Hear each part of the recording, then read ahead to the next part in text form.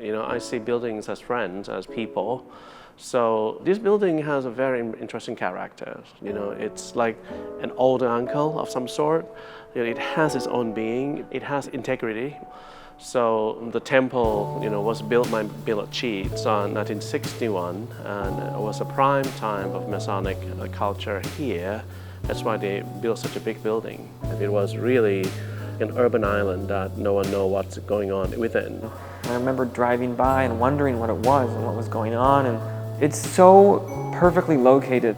And it was this amazing space that had this ritualistic history. And contemporary art also is so ritualistic. It's like a cult or a religion in a way. And for it to really turn into contemporary art center, the actual intention is celebrated. I think that's a big part of it. But do we have to keep all of the esoteric episodes of the Masonic life that happen in the temple? Not really.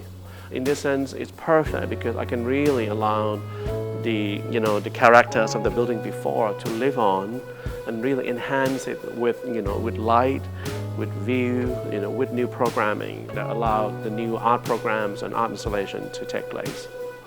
So within the space, we have diversity. You go from the theater gallery, you come to the banquet gallery, you go to the lodges galleries, and you go to the Masonic room and the lobby. They're all completely different, surprising flavors.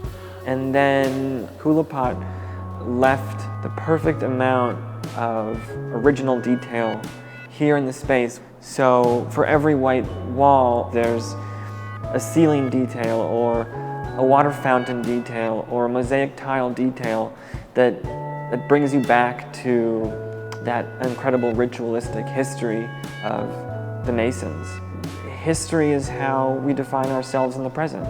LA tears down way too much of its history. It's great to preserve aspects of it, and they didn't really mess with it too much. I think it's a very good use of the space. You've got a lot of varied places you can put things, and this was the theater. It's great that they had a space big enough that I could stuff it full of oversized art, that I could have multiple levels up in the air, so it's malleable that way. Same thing upstairs. I think the variety in experience is what's missing in museums today.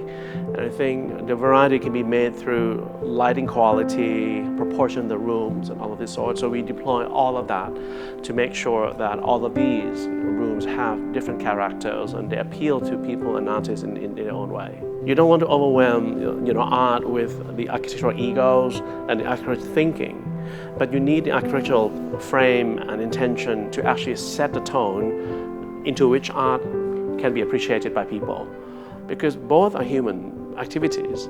So for this reason, I feel that space have to have a life first.